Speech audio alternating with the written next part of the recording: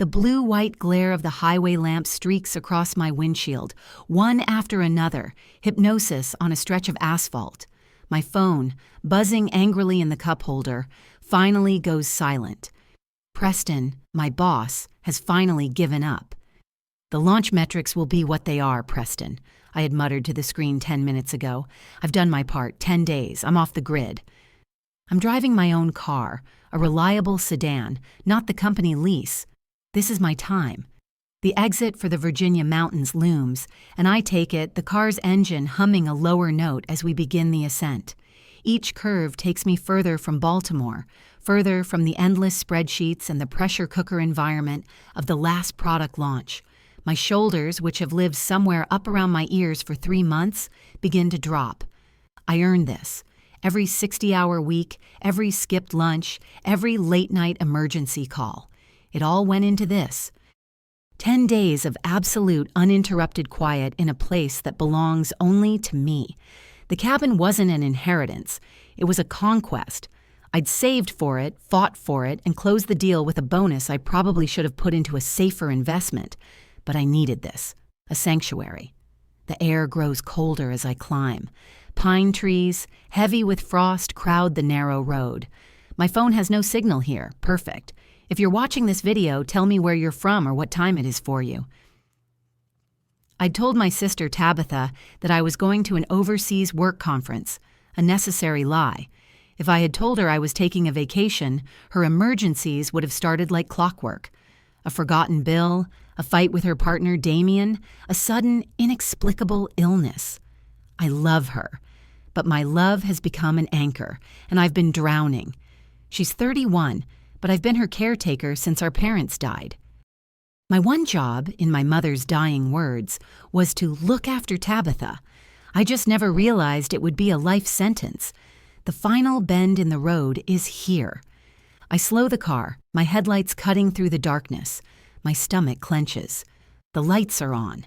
Not just the porch light I keep on a timer. Every light.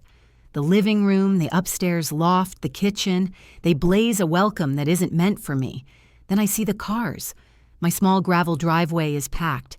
Tabitha's cherry red Jaguar crossover is parked carelessly, blocking the main path. Beside it is a massive, mud-splattered pickup truck I've never seen before. My first thought is a break-in. My second, more terrifying thought is that something has happened to Tabitha. I park on the icy grass, grab my phone, still no signal, and get out. The air is freezing, but I'm burning. Music thumps from inside my cabin, not my playlist of quiet jazz. This is loud, bass-heavy pop, a party. I trudge up the steps I built with my own hands. My key is in my fist, but I don't need it. The front door is ajar. I push it open. The scene stops me cold. My home is gone. In its place is a frat house Christmas party. Gaudy, multicolored lights are strung over my exposed wooden beams.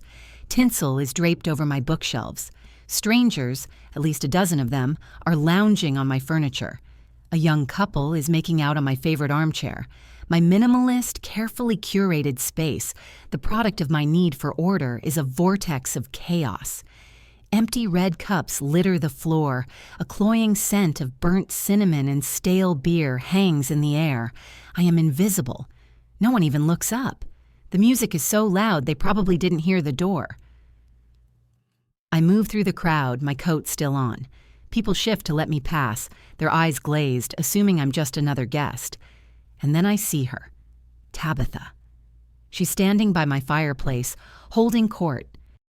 She's wearing my black cashmere sweater, the expensive one I save for client dinners. She's gesturing with a wine glass, one of my grandmother's heirloom crystal glasses.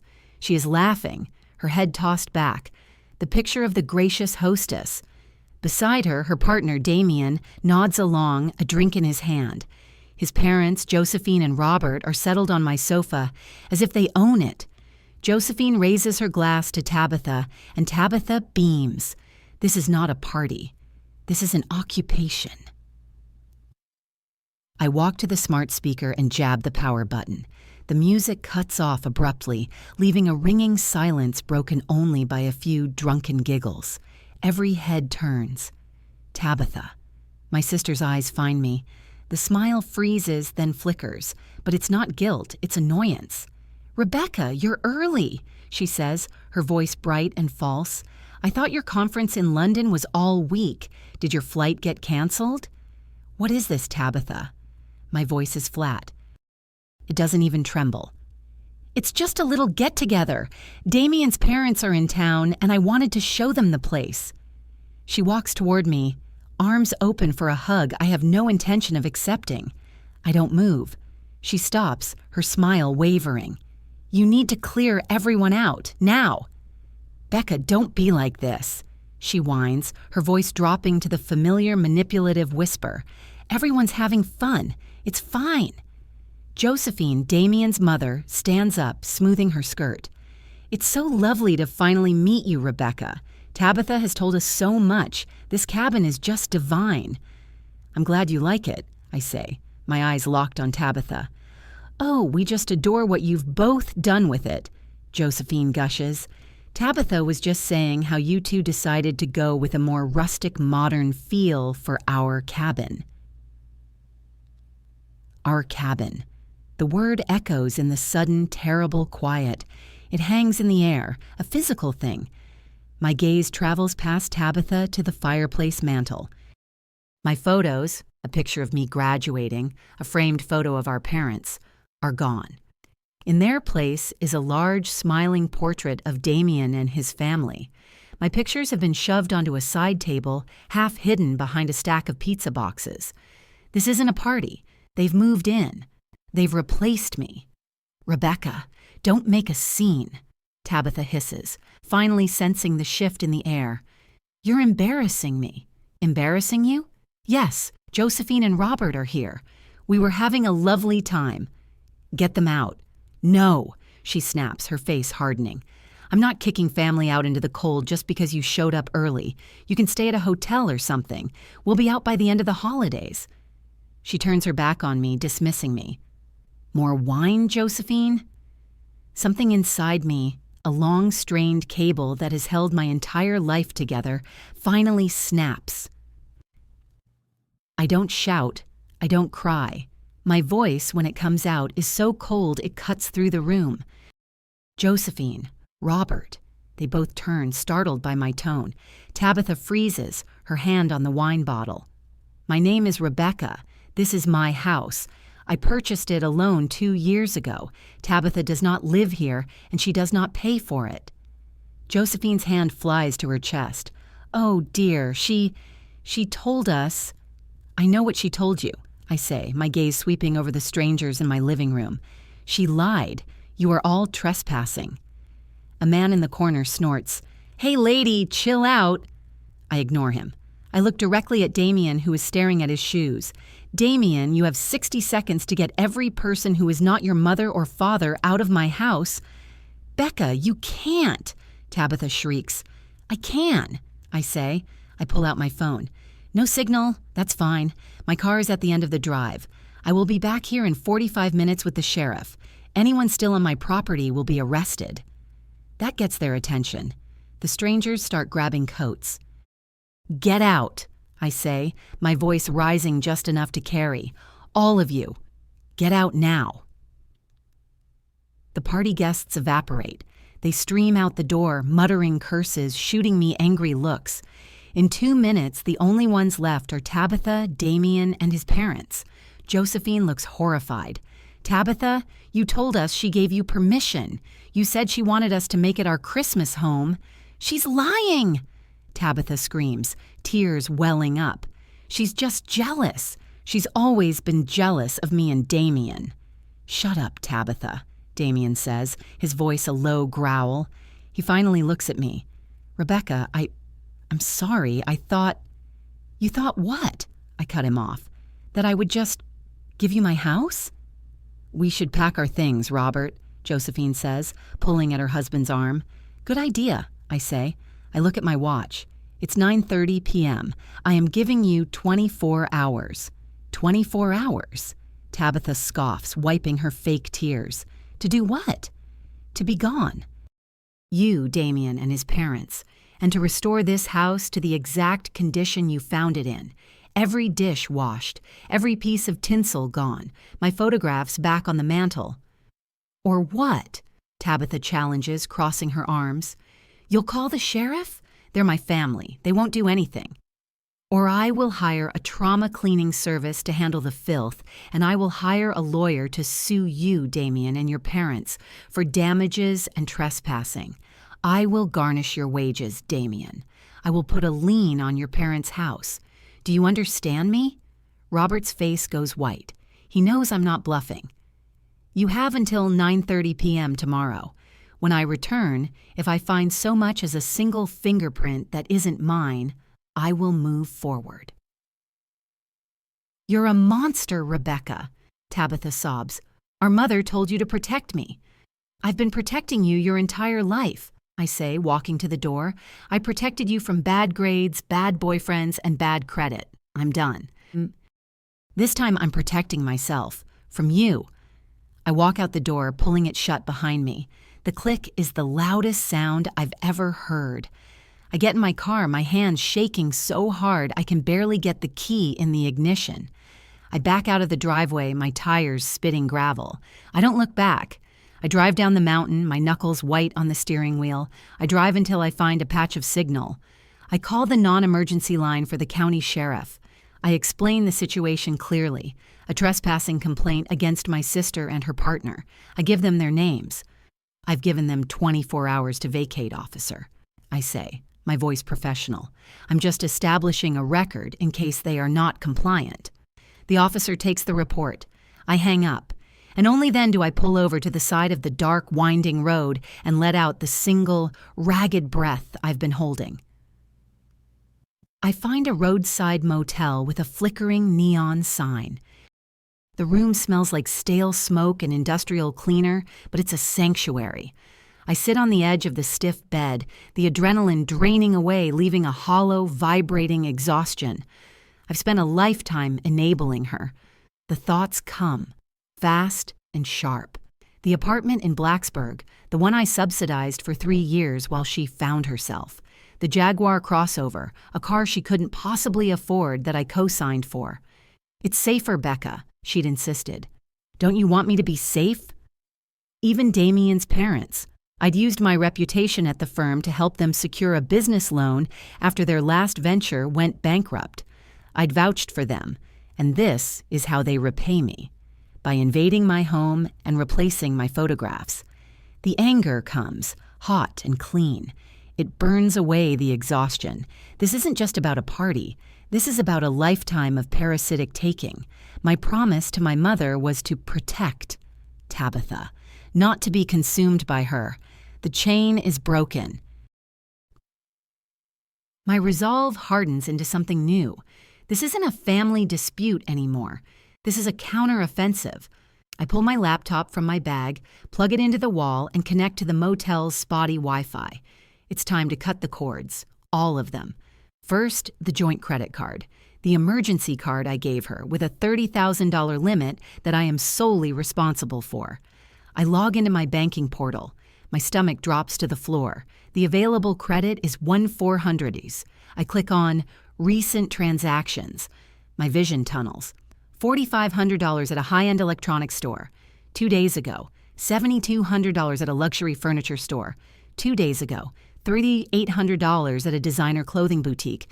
Yesterday, another $8,000, and another, in the 48 hours before. I was even due to arrive. Tabitha had gone on a vindictive, calculated spending spree. She knew I was coming. The London conference lie hadn't worked at all. She knew, and this was her punishment for my attempted escape. She has run up over $25,000 in 2 days. My advantage is gone. My plan to just cut her off is useless. I'm not just evicting a sister. I'm facing a catastrophic, premeditated financial assault. My hands are shaking again, but this time with pure, undiluted rage. I call the credit card company's 24-hour fraud department.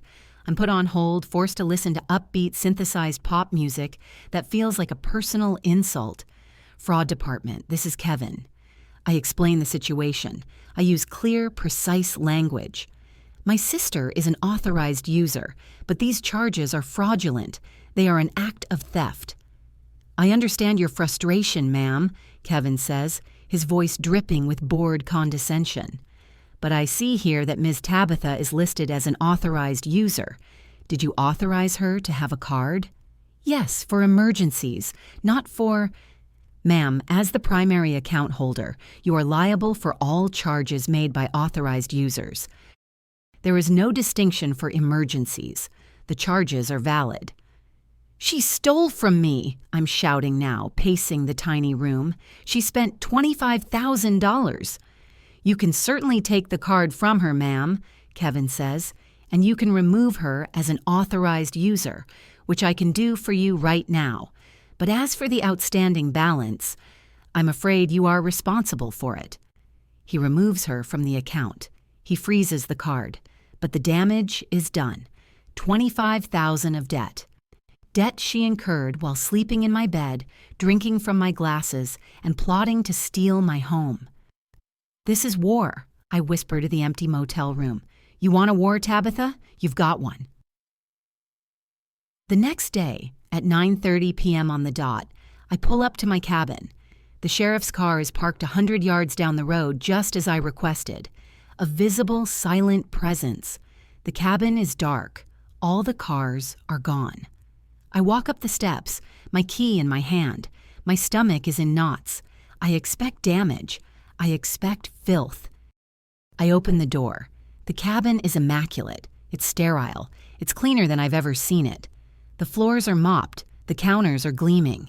The air smells of bleach and lemon polish. I walk to the mantel. My photos are back. My parents are smiling at me, perfectly centered. I check the kitchen. The heirloom crystal is back in the cabinet, washed and dried. I check the bedrooms. The sheets are laundered, the beds are made. This isn't remorse. This is fear. This is the calculated act of someone covering their tracks. Tabitha is smart. She knows that if she left a mess, it would strengthen my legal case. The only thing left is a single red cup, sitting alone on the kitchen counter, a tiny, defiant "fuck you." I pick it up and drop it in the trash. I text Tabitha one thing. I got your sorry text. Don't ever contact me again. I pour myself a large whiskey and sit in the silent, sterile, violated house. The $25,000 hangs over me. This is no longer about boundaries. It's about survival. I open my laptop. The rage is cold now, methodical. First, the apartment in Blacksburg. I am the guarantor, and I pay a $500 monthly subsidy directly to the property manager. I draft an email. 2. Blacksburg Property Management. Subject, lease termination for 22B Elmwood. This email serves as formal, legal notice. Effective immediately, I am terminating my rental subsidy and all guarantor responsibilities for the lease held by Tabitha. As per my agreement, I am providing 30 days' notice. Her last subsidized month is complete. Next month's rent is entirely her responsibility. Regards, Rebecca. I hit send. Next, the Jaguar. I pull up the auto loan agreement. My name is right there as co-signer. I am just as responsible as she is. I dial the finance company. Patriot Auto Finance, how can I help you? I need to speak to someone about loan number 774G. I am the co-signer, Rebecca. I'm transferred to an account manager. Hi, I'm calling to inform you that I am withdrawing my status as co-signer, I say. The man laughs. That's not how it works, Ms. Rebecca. You're on the loan until it's paid off or refinanced. I understand. I am also informing you that as of today, I will no longer be making any payments on this loan. The primary borrower, Tabitha, is solely responsible. Ma'am, if a payment is missed, it will affect your credit. We will report it for both of you. I am aware, I say, my voice like ice. I am also aware that the car is the collateral. If Ms. Tabitha misses a payment, I expect you to pursue your collateral with all possible speed. You want us to repossess the car? He asks, confused. I want you to follow your standard procedure. The next payment is due in 7 days. She will not be paying it. I suggest you get your tow truck ready. I hang up. I dial one more number. The Blacksburg property manager. Hi, this is Rebecca regarding 22B Elmwood. I'm just confirming you received my email. We did, Ms. Rebecca. We're very sorry to hear this. Don't be, I say. I'm calling with one more instruction. When the rent is late on the 1st, I expect you to follow the standard eviction process to the absolute letter. No extensions, no exceptions. Post the notice, file the writ. I want her out. I spend the next 3 weeks at my cabin. I work remotely. I change the locks. I install a security system with cameras. I scrub every surface, not because it's dirty, but to reclaim it. I burn sage. I erase the memory of them. Then the emails begin. The first is from the property manager. Subject, 14-day notice to pay or quit. I delete it. The second comes a week later. Subject, unlawful detainer filed. I delete it. The third comes a week after that. Subject, vehicle repossession completed. I open this one. Attached is a photo. The cherry red Jaguar crossover is hooked to a tow truck, being hauled out of the Blacksburg apartment complex. I stare at the photo for a long time. I feel nothing. No guilt, no sadness. I drag the email to the trash and empty it. The first tendril of peace I've felt in a decade begins to uncurl in my chest. The call comes a month after the cabin incident. I'm back in Baltimore in my own apartment. I see Tabitha flash on the screen, and I almost let it go to voicemail. But I need to see this through. I answer, "Rebecca!" Her voice is a hysterical shriek. "You have to help me!" I say nothing. I just listen. "They kicked me out. The landlord kicked me out. I have nowhere to go. And they took my car. They took it. I went outside and it was gone." She's sobbing, gasping for air.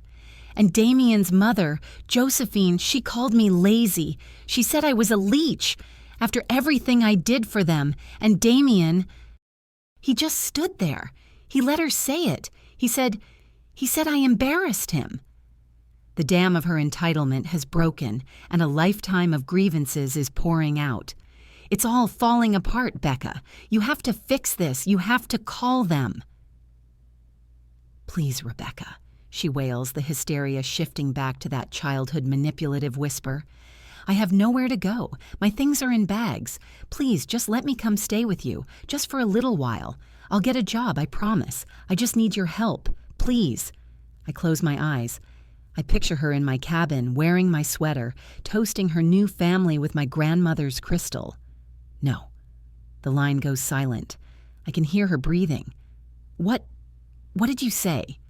"I said no, Tabitha. You can't stay with me." But I have nowhere to go. You can't just abandon me." "You're 31 years old, Tabitha," I say, my voice calm and steady. "I am not your mother. You need to handle this." The silence stretches. Then a new sound, a low, guttural growl. You did this." Her voice has transformed. The victim is gone. The predator is here. "This is all your fault. You ruined my life. You were always jealous. Jealous that I had Damien. Jealous that his parents loved me. I co-signed for your car, Tabitha. I subsidized your rent. I am now $25,000 in debt because of you. How is that jealousy?" "You made me this way," she screams, her voice cracking. "You made me dependent on you. You wanted me to be weak so you could feel strong and superior. You loved it. And now, the one time I really need you, you abandon me. You're a monster." "Don't you dare blame her." A new voice, Damien. He's on the phone. He must have been listening the whole time. "Stay out of this, Damien," Tabitha shrieks. "No, I'm done staying out of it," he roars. "She's right. You did this to yourself. You lied to me. You lied to my parents. You told us you co-owned that cabin. You told us she was a bitch who was trying to steal your half." I, Tabitha stammers. "And the money. My God, the money. Where did you think it was all coming from? You don't have a job. You haven't worked in 5 years. You just spend her money and then cry about how mean she is." There's a crash. Something heavy hitting a wall. "You're on her side," Tabitha wails. "I'm on the side of reality, Tabitha," Damien shouts. "You're a child, a spoiled, lying child, and I'm done. We're done." Another crash. This time it's glass. "Get out," she screams. "Get out of the..." The call cuts off. I stare at my phone. The apartment is silent. The storm has finally passed, and I wasn't even in it. An hour later, my laptop pings. An email. The sender is Damien. Subject: "I'm filing for divorce. I'm sorry." The message is short. "Rebecca, I'm done. I'm at my parents' house. I'm filing for divorce tomorrow. I'm so sorry for my part in all of this. I was blind. While I was packing, I found this in her desk. I had no idea. You need to protect yourself. She's not just a liar. She's a criminal. Damien." Attached is a single PDF. I open it. It's a loan application. A $10,000 personal loan from a high-interest lender dated 6 months ago. Tabitha's name is the primary applicant, and in the space for the guarantor is my name and my signature. It's a forgery, a very good one, but it's not mine. She didn't just spend my money, she's been actively stealing my identity. The $25,000 wasn't a crime of passion. It was just the end of a long, calculated campaign. The ice in my veins isn't just anger anymore. It's fear. What else has she done? What other loans are out there with my name on them? I pick up the phone and call my lawyer. "David, it's Rebecca. We have a problem. A much bigger problem than the credit card debt." I forward him Damien's email. I tell him everything: the cabin, the $25,000, and now the forgery. "Good God, Rebecca," he says, his voice grim. "This is grand larceny, identity theft." "What do I do, David?" "You do exactly what Damien said. You protect yourself. I want you to run a full credit report right now. I want you to freeze your credit with all 3 bureaus. And tomorrow morning, you and I are going to the police." The police? This is not a family squabble anymore. She committed a felony. We file a police report for identity theft and fraud. We use that report to dispute the $25,000 in credit card charges, and we file for an immediate restraining order. A restraining order, I say, the words tasting like ash. She is unstable, vindictive, and she has proven she will commit crimes to hurt you. This ends now. The next few weeks are a blur of legal paperwork. Filing the police report was the hardest thing I've ever done. The officer was sympathetic, but the facts were cold. "Family on family fraud. We see it all the time, ma'am." The restraining order is granted. Tabitha is served. She is legally barred from contacting me, my workplace, or coming within 500 yards of my home or the cabin. Armed with the police report, my lawyer tears into the credit card company. The $25,000 debt is suspended, pending a fraud investigation. The $10,000 forged loan is nullified. The full weight of the consequences lands on Tabitha, and Tabitha alone. My friend Martin, who still lives in our old hometown, calls me. "Becca, is it true?" "Is what true, Martin?" "About Tabitha. Damien filed for divorce. She was evicted and she was arrested for fraud?" "Yes, Martin, it's all true." He's silent for a moment. "Wow, I guess she finally went too far." "She did," I say. "She's facing legal charges. She has truly, finally hit bottom." I hang up and feel no satisfaction, just a profound, aching relief. The weight I have been carrying my entire life is finally gone. With the constant draining hum of Tabitha's drama silenced, my life rushes in to fill the vacuum. I dive into my work, but this time it's different. My focus is sharper. I'm not distracted, not waiting for the next crisis call. My boss, Preston, calls me into his office. "Rebecca, close the door." I sit, my heart thumping. "I just got off the phone with the West Wind Group," he says. "They were blown away by your last presentation. They specifically requested you to lead the new national campaign." "Me?" "Preston, that's a senior partner account."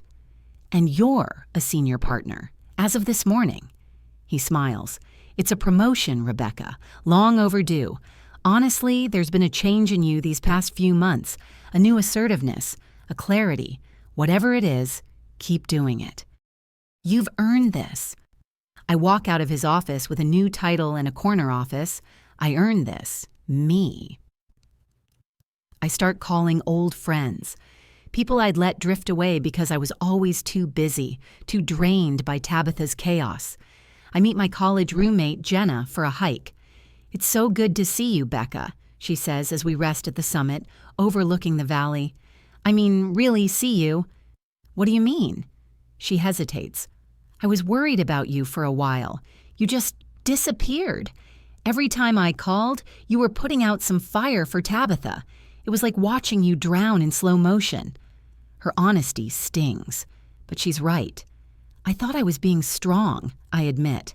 I thought that's what protecting her meant. And now?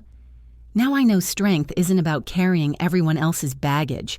It's about knowing what's yours to carry and setting the rest on fire. She laughs, and the sound feels like coming home. 6 months pass. Summer warms the Virginia mountains. I finish paying off the legal fees. The credit card company ruled in my favor. The restraining order is in place. Tabitha, my lawyer informed me, took a plea deal. Probation, court-mandated therapy, and a felony record. My phone rings. It's an unknown number. I answer. Rebecca. The voice is small, thin, almost unrecognizable. It's Tabitha. You're not supposed to be calling me, I say, my voice flat. I know. I'm using my therapist's phone. She said it was okay, just this once, as part of my program. You have 1 minute. I just wanted to say, I'm sorry, she whispers. The words are choked. For everything. For the cabin, for the money, for all of it. You were right, you were always right, and I hated you for it. It's the first real apology I've ever heard from her. I'm in a program, she continues, rushing the words out. I have a job at a coffee shop. I'm trying. I needed you to know that, that's all. I'm glad you're getting help, Tabitha. Yeah, okay, I won't call again. She hangs up. I stand there looking out my office window, and I realize for the first time I'm not angry. I'm not anything. I'm just free. It's been a year since the invasion. I'm at the cabin. It's truly mine now. The new security system panel glows faintly by the door. I installed cameras, motion sensors, and new heavy-duty locks. I'm hosting a dinner party, not a chaotic invasion, but a gathering of my chosen family. Preston and his wife are here. My friend Jenna, my work colleague Joanne, who helped me navigate the West Wind account. The cabin is filled with laughter. My laughter. We're eating at the big farmhouse table I bought. We're drinking from new wine glasses. The heirloom crystal is packed away, safe. Jenna raises her glass. A toast, she says, to Rebecca, who taught me more about the importance of boundaries in the last year than I learned in a decade of therapy. To boundaries, Preston adds. We all clink glasses. I look around at their faces, at the warm light in my beautiful, safe home, and I am, finally, at peace. Back at work on Monday, a junior colleague, Karen, lingers by my new office. Rebecca, do you have a minute? Sure, Karen, come in. She sits nervously. This is going to sound weird, but everyone says you're the person to talk to about difficult family. She explains her situation. An overbearing mother who demands all her time. A brother who constantly borrows money. I don't know how to say no without feeling like I'm a terrible person, she says, her eyes pleading. I lean forward. I had to file a police report and get a restraining order against my own sister, Karen. Her jaw drops. Sometimes, I say, the kindest thing you can do, for yourself and for them, is to say no. To build a wall so high they are finally forced to learn to climb on their own. You can love people from a distance. Sometimes it's the only way you can love them at all. She nods, a look of profound understanding on her face. Love from a distance. I needed to hear that. Thank you. I'm on the deck of my cabin. The summer air is warm and the scent of pine is thick. I'm reading a book, a real paper book. My phone buzzes on the table, a text from an unknown number. Hey, it's Tabitha. I'm using a new phone. My therapist said I could send this. I'm thinking of taking some classes at the community college. They have a business program. Would you mind looking at the course list when you have time? No rush. I read the text twice. No rush.